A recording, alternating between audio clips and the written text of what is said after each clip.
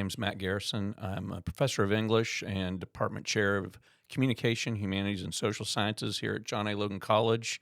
It's my pleasure to be speaking with Dr. Novotny Lawrence, professor of cinema and media studies and director of the Black Film Center and Archive at Indiana University in Bloomington, Indiana. How's it going today, Novotny? It's going well. How are you doing? And I should say, how is it going for you? Well, I'm still kind of riding the high of your great talk that you gave here on campus today. It was really pretty riveting. I appreciate that. It's a pleasure to be here, and thank you all for making this possible. And I'm glad that you're pleased because I take these opportunities really seriously, and I always want to deliver something good and special for the students and other attendees. Yeah, I thought it was a great mix of, both fairly scholarly perspective on Candyman and some other films you're talking about, but kind of delivered in a way that our students could really, consume, pretty readily. So I appreciate the thought that went into approaching it that way. Yeah, no, thank you. I appreciate it. I think that, this has to be accessible, right? Absolutely. I mean, I wouldn't, want to make any assumptions about the differences between our students and the students that you're teaching now, at a Big Ten university. But having taught in this area at one point, I mean, could you speculate on that at all? Mhm. Yeah, I will tell you, I think as someone, as I was saying in my presentation, who started at Garden City Community College, a place that's not unlike John A. Logan College and the demographics that it serves, I think that, I found that students are pretty much students wherever you go. Of course, that does not discount that there are certain kinds of, certain differences. Some students, while they're in high school, they can afford tutors. They take AP classes because they have schools that offer those things. And so there are ways in which they could be a little bit more advanced than any number of students who don't have those things. But, at the end of the day, because we are scholars and experts in what we do, we always kind of, we're going to know more. And I think that part of what comes with that is delivering it in a way that is accessible to all students. And I find that my style of teaching, I'm able to kind of negotiate that. And so I kind of have this really nice experience and find the students here equally as good as the students at Indiana University and other institutions at which I've taught as well. Yeah, and the part of the audience for your talk today was with students in my Lit 275 Art of the Cinema class. It's kind of like an introductory college level film studies class, and I'm blown away by these students. On a very regular basis, the insights that they bring consistently impress me, and I'm sure you've had this experience with films or other types of works that you've taught repeatedly over the years. The students keep on peeling the onion for you. Yeah. There's all, I don't know, I show Chaplin's Modern Times early in that class, and students are still coming up with perspectives on that over 15 years of showing that movie, nobody's ever said in my presence before. Yeah, that's it exactly. And yeah, I've had those experiences and I loved them. And I will say the students in your class, or at least those attendees I'm assuming were students, they were fantastic. Their engagement, even when you were talking as I was getting the presentation ready, just hearing the things that they're watching. There was a wide range that demonstrates that they're astute viewers. And so there's that. And then what you're talking about with layers, rich texts, they have this way of continuing to provide any number of interpretations, or when someone filters it through their frame of reference, they pick up on these things that, I don't see, that I'm not considering. And so I've also had that experience.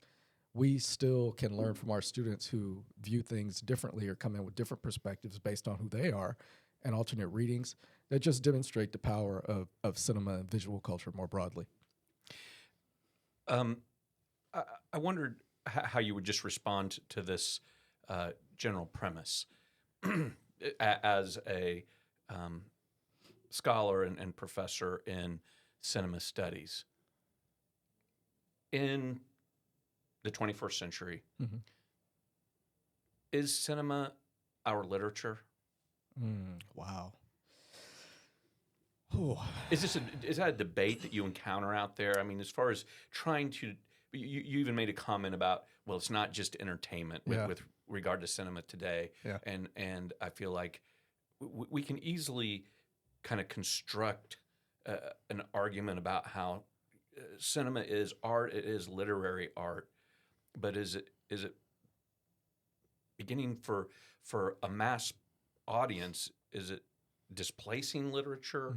Is it, Yeah, no, that's a good question. I haven't encountered that because I'm that argument. So that's why I kind of paused. Like, it's a really great question, because for me, there's such value in both forms. I don't think cinema needs to replace literature, nor vice versa. Like, and there's so much interconnection, including the way in which we read film images. That if you understand literature and some of the narrative devices and things, you can see those in film as well. So I paused because while I don't think that should be the case, I can understand why someone would argue that. It's a visual medium. It's what some people have called the most democratic of all art forms. And it's really accessible for a large swath of the population. But reading, the value of reading and literature, I don't think that should ever go away or be surpassed. And so I guess my response is I hope it's not, because there's beauty and there's a need for both. Sure. I'm going to kind of peel away from this line of questioning and lighten it up here for just a second. Robert, our engineer in the room with us, had asked you previously, before we started, about, because he's a Bloomington, Indiana native, about restaurants that you guys both like in Bloomington. So coming back to Southern Illinois, where you taught at SIU for 13 years, what have you missed the most about Southern Illinois, or what's nicest about coming back again? Yeah, I got to say, Southern Illinois was really good for me, particularly, the university and living there in Carbondale. It helped shape my career. That's where I learned how to really be a professor. And so I have great affinity for it, for the university. And then, of course, for the area. I spent a substantial part of my life here. So I would say that in coming back, it's always a pleasure first to come to John A. Logan. This is actually the third time I've spoken here, and I just always value the opportunity to teach. So it's nice to be back and remember what the vibe here is like, and to meet people like you and reconnect with old friends like Professor Cochran. Yeah. And so that I've missed that sense of community that comes with being here, but then that extends over to Southern Illinois more broadly. I would also say, since we talked about food, I missed. There used to be a Chinese place called New Kahala.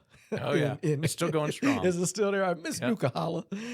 It had some good Kung Pao chicken, and then of course Quattro's Pizza was kind of an institution there. Still so is. I missed those things too. I think those things. Those two places are still both going strong. All right, Carbondale's lost a lot in the last decade or so, just because of the decline in student population and stuff meant that some of the old restaurants went away. But New Kahala and Quattro's are still carrying the flag. I like to hear that.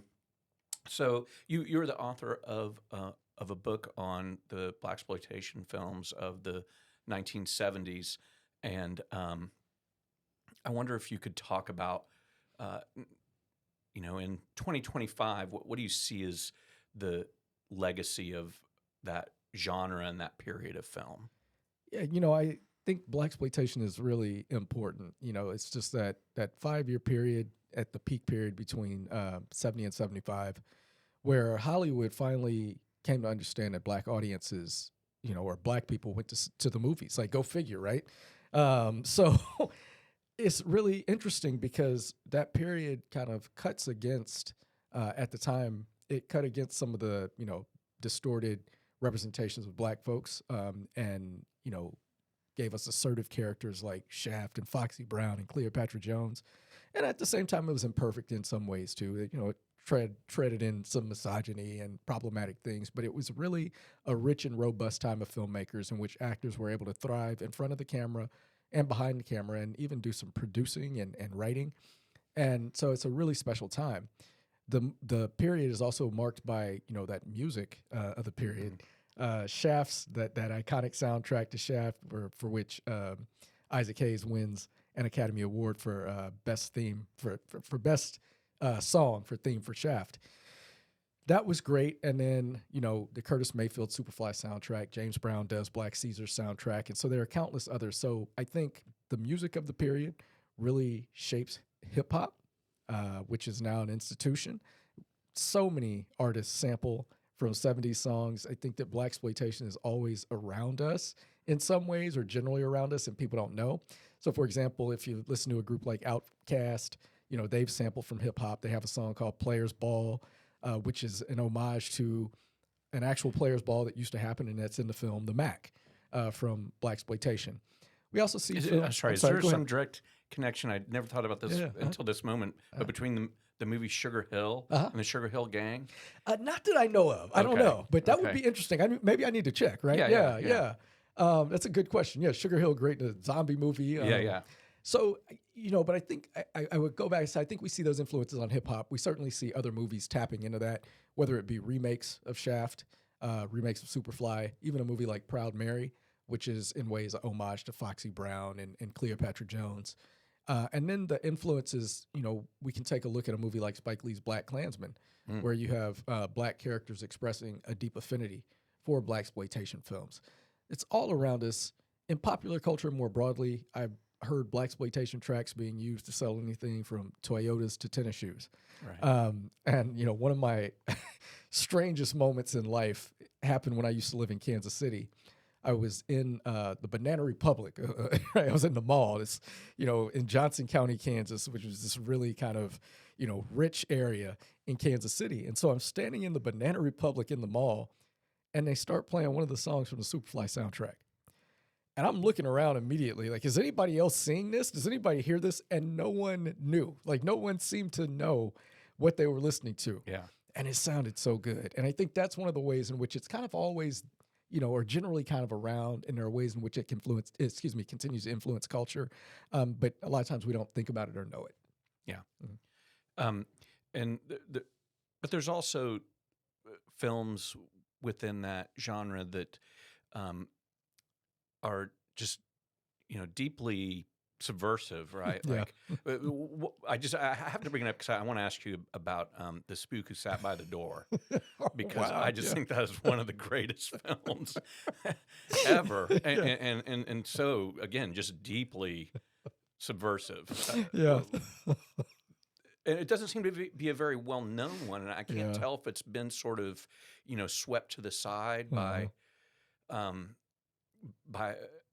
history, by viewers. I don't know. Do you have any perspective on that movie in particular? Yeah, first of all, a rock solid choice. That movie is fantastic. And I look at The Spook Who Sat by the Door as it's a movie that got made because of blaxploitation, and we call it a revolutionary film because you're right. That movie is so subversive in terms of what it does to stereo, right?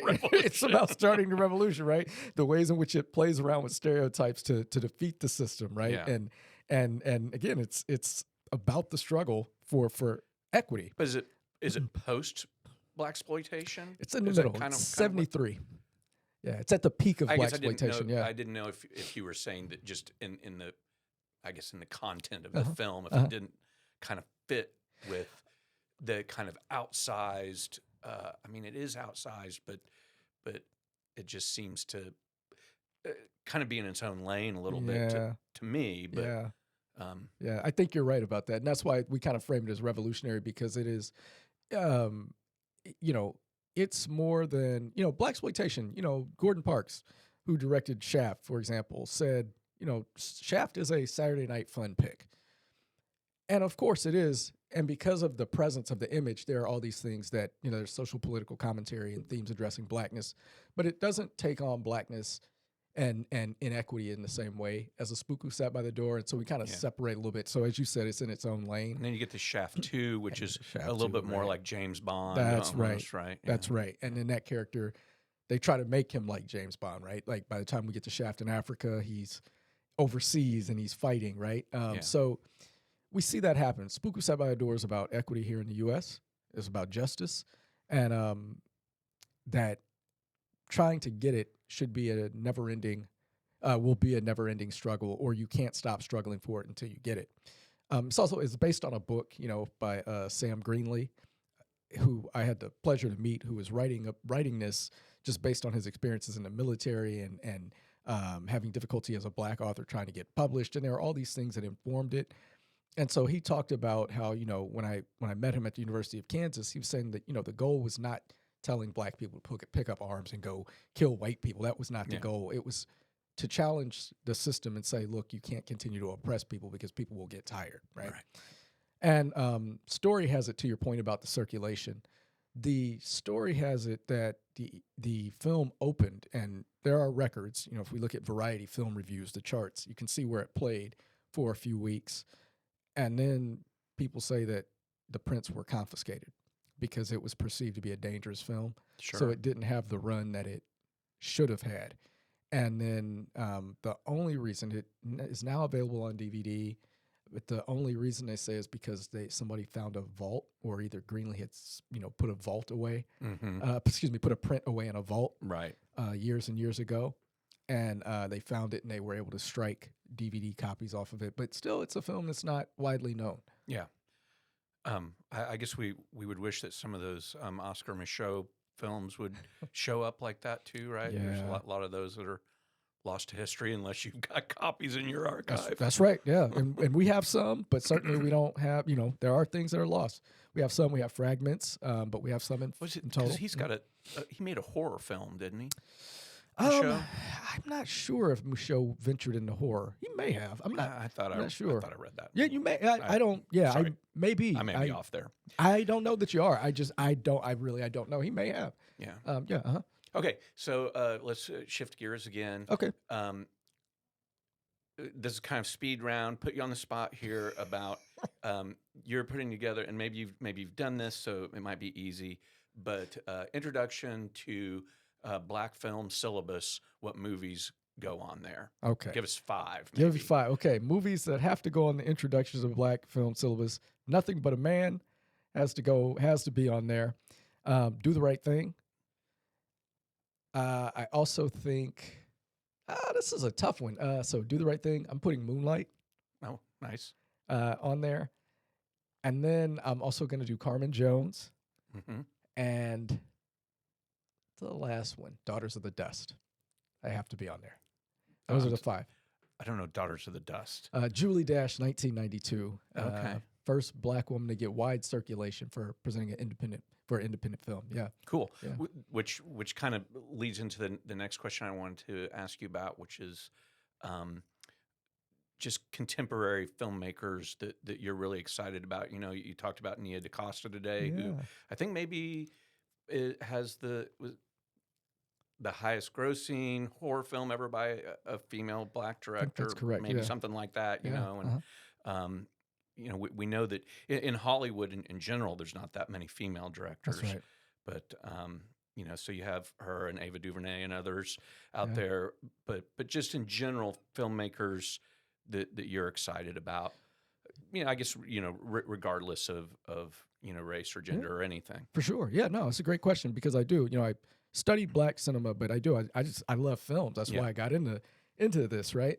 I will start with, you mentioned Ava DuVernay, and I just think she's amazing. Yeah. And I remain excited about her and the things that she's able to accomplish. So she's definitely on my list. I'm also still very excited about Jordan Peele. I think that, he's a very intentional and thinking director, and he's given us a lot of films, either, it's Get Out or even Nope, which is not necessarily what he would call kind of a race infused thriller. Right? So I think I'm excited about him. Ryan Coogler. Mm-hmm. Very excited. I love his work. And then, for me, more broadly, I'm also excited about, work by, I appreciate Christopher Nolan's films. Mm-hmm. I think he makes some really interesting films. They're not all like hits for me, but what's a favorite from his filmography for you? I think I go way back, and I really appreciate what's the one? Is it Memento? Memento. I still like Memento, but I even like the one before that, Following. Yeah. Which is black really good. Yeah, the black and white, the gritty. Mm-hmm. And we see some of what he will it's ultimately a really tight do. Film. Right? It is tight. Love it. So I like that one. I like the Coen brothers. Fargo is among my favorite movies. Yeah. Yeah, and it love Fargo. I also love Burn After Reading. Do you- I that one was sort of a near miss for me. okay, right on. Like, I understood, like, yeah, but so I appreciate the Coen brothers and remain excited to continue to make films. And then there was a what was it? There was a director I'd encountered, and now, of course, their name is escaping me. Yeah, I can't, but I'll leave it there. But a lot of people out there still making really good cinema. I don't like all of Tarantino's films, but I like some Quentin Tarantino films. I think Death Proof is brilliant.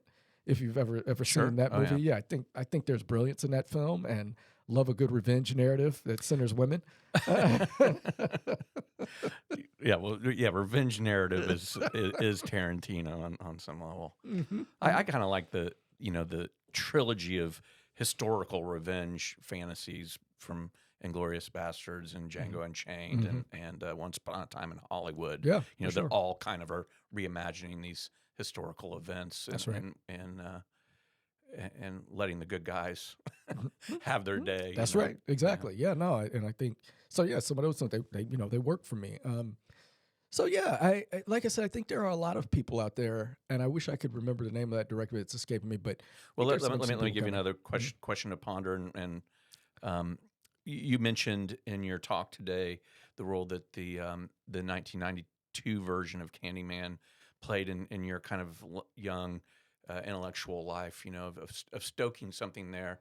But I just wonder too, as a young person, what movies were most formative for you? Oh wow. Okay. So there's a long list. So I'm gonna name a few. So that was when I was in college. So Candyman was really great. But when I was a kid, I think I was like a lot of other kids my age. I know I was because we played Star Wars. Yeah, The episode 4 through 6. right. Oh, Star Wars was so great. Yeah. I When will. we're I'm about the sorry. same age, so we grew up with those movies, right? They Yeah, kind of came out in a sequence with our childhood and young adolescence where, you know, that's like I right. wasn't still too old to be playing Star Wars when Return of the Jedi came out. That's right. you know, We were still at that I age, was yeah. getting close to the edge there, but But we were okay, right? right, Yeah. right. Okay, so So those Star movies, Wars yeah. stuff, yeah. Star Wars was great. And then, there are any numbers because for a while, when I lived in Panama, I would go to the movies every Saturday. So I remember seeing Krull. I don't know if you Oh know the yeah, I movie remember Krull, right? Kroll. There was a movie about a little robotic dog called Chomps that I saw there, I which was remember that great. title. I don't think I ever saw it. And then I have to admit that I saw some movies when I was young that I was probably too young to be watching. But I'm going to go ahead and tell you American Werewolf in London Sure. was on there. The Friday the 13th movies, Mm-hmm. the Nightmare on Elm Street. And then we also had those quotable movies. Well, like Coming to America. Beverly Hills Cop was another one of my Oh yeah. favorites. And so I think those are definitely some of the ones, yeah, that were really formative and that we still talk about and value and like to watch to this day. Yeah, Uh, yeah. yeah, Empire Strikes Back is still one of my favorite films. Well, and it holds up really well, It- you know, I was talking in class today about, or during your talk today, about how some of my students have been expressing an interest in older films, maybe more so than in past years. In particular, John Carpenter's A Thing has come up a bunch with that class, which I think is really cool because they are kind of turning on to the fact that CGI, sometimes is really just becomes this tool for glossing over um, opportunities to do better work. that's right. You Yeah. know, and, Mhm. and I wonder if you have any. Obviously, none of us have a crystal ball, but do you see anywhere that our cinema is headed that is promising to you, or maybe even vice versa? There's maybe some reasons to be concerned, but Mhm. if you had to kind of look out 5, 10 years, what do you think is going to take hold and Mhm. and move us into the future? Yeah, it seems to me that um, personally, like I love movies and I love blockbusters and all. I love films, but the blockbuster mentality, I think, is going to continue to take hold, where you're making a lot of films that are action movies, PG-13 movies to get a large segment of the population to go see them. That are about, may not be superheroes because, these last Avengers movies haven't performed well, Hmm. but they're going to be something. And that's okay. I like the Avengers movies for the most part. And I enjoy Star Wars and all those things. I think the problem is that it is now compromising what Hollywood invests in. So we're not getting as many dramas as we used to. The kind of methodical thriller is kind of taking a back seat. And so I think that trend, unfortunately, is going to continue. But I also hope that there'll be a period of experimentation where people will start challenging that. I'm also happy, though, about companies like A24 and hope they'll Right. continue producing films that are different, Hmm. that kind of cut against some of the mainstream representations or are nice additions, too, because we can enjoy both. So, I mentioned during my talk, for example, Hereditary, Yeah. which is a really interesting film. And so I'm interested to see, you know, the films that they continue to release. And I think that others will also break into the industry and continue doing different work. Yeah. Streaming platforms, availability access to filmmaking equipment has really opened up the market in ways too. And so I think we're going to continue to see some expansiveness in that way. Speaking of the way the market works, Uh-huh. and in the sort of niche markets, you also have things like Blumhouse, Hmm. which I believe may be the only like totally horror committed Yeah. production company, Yeah. making movies right now. So you have that kind of niche focus that's going on out there too, Hmm. that that can kind of take the ball for something like what was the term you used today about this higher quality of horror Oh, films, elevated horror. Yeah. elevated Yeah. Uh-huh. horror, Uh-huh. and it seems like there's a lot of that happening. I was listening to an interview with Jason Blum recently, and he was talking about how um, you know the a lot of their viewers, what they're hearing from, especially younger viewers, is that they don't want some of the kind of content in they're not necessarily looking for this really explicit content in horror Hmm. movies. Hmm. They get that all over the internet, Yeah. Yeah. right? And Hmm. so what they really want here is something that are horror movies that are more thoughtful and maybe have an opportunity to kind of hone their craft in a way Hmm. that genre never did, Hmm. when really what they were trying to do with like slasher films in the 1980s was get that youth crowd into, like, that's what they thought, that's what drew people into theaters. and Hmm. and so maybe now, when horror is one of the last remaining genres that can get people into theaters, Hmm. there's sort of the dawn of a new age, Hmm. that's occurred here to some extent. Yeah. No, I think that's a great explanation because horror is thriving. And as I said, some people like the term elevated horror, some people don't. And whatever we decide to call it or not, horror is thriving right now, and people are going to see those films. I mean, the box office receipts tell us, we look at a movie like Smile, and Smile, then it gets a sequel, Smile 2, right? Hmm. We look at, Jordan Peele's work. Horror is doing very well, and people are still flocking to TV shows like American Horror Story. Hmm. And I mentioned Lovecraft Right. Country. From is another TV show on Amazon Prime, I believe. This is the moment. Yeah. And I think that people are going to continue to capitalize on that, or at least continue going back to. I mean, there's an ebb and flow of genres, right? And I think you're right because a lot of these things that I'm mentioning, even Hereditary, they're different kinds of examinations. I'm not going to say like that they're better than they're better than just a slasher. Like I enjoy slashers for what slashers are. These are just different in that they're a little bit more psychologically challenging, and they ask and require in some ways audiences to think a little bit more, and that's okay too. That's a different way of watching and enjoying cinema. Right. Well, and I think that that's sort of this audience for those films is being trained on that kind of of format and those conventions, That's right. right? So they're going to want more of that, which means these films potentially get, not that they have to become so cerebral that they lose their sense of fun and playfulness. We don't want them to do that. That's right. That's right. But it signals an opportunity for a bunch of more good movies. So Absolutely. let's Yeah. hope for that. Hey, Absolutely. let's in the interest of everybody's time here, let's wrap it up. But you got anything you can plug for us? What projects you working on? Yeah. What do you want? What do you want to talk about? Thanks. Yeah, I'm always willing. So first, I want to just give a plug to the Black Film Center and Archive, which you mentioned in the opening. As I mentioned in the lecture, we're the only repository in the world solely devoted to acquiring, preserving, and making accessible Black film and Black film ephemera and any number of other things in the world. And so check us out. You can look us up, do a Google, find our website, and give us a look. You can make a guest account and get access to materials. You don't have to come, but we'd also love to have you visit. That's on the Indiana University campus in the Herman Wells Library. So please feel free, check that out. The other thing, my projects, I got a couple of things. In March of this year, and it seems like this collection has been in process for a long time, my co-edited anthology, Dr. Robin R. Means Coleman and I co-edited an anthology called the Oxford Handbook of Black Horror Film. That's coming out. We have films from, I think we hit 4 or 5 continents. I think it's 4 continents. We got films from 4 continents covered in the book, and excited to finally see that come out.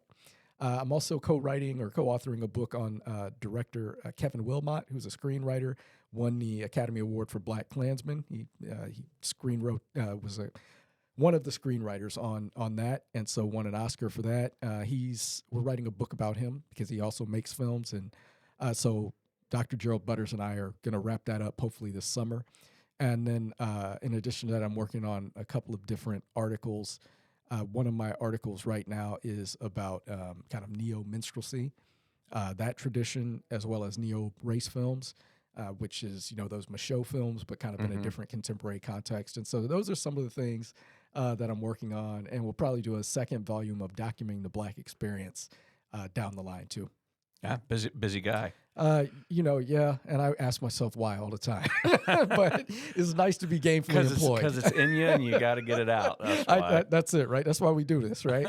But those are some of the projects, and happy about that, and proud of the center, and we got a great slate of Black History Month programming coming up at the Black Film Center and Archive too. Cool. Well, I am definitely going to make a trip over to Indiana to visit that sooner than later. Please. And thanks so much for taking time to sit down and talk with me today, and for just being on campus. And we all really appreciate it, and I look forward to doing it again. Oh yeah, and thank you. Like I said to you last night, that you kind of let me take a session in your class means a lot to me. I appreciate that, the hospitality and collegiality, all the things. Yeah. It's been wonderful. Awesome. Well, thanks, Novotny. Take care, and we'll see you next time. Sounds good.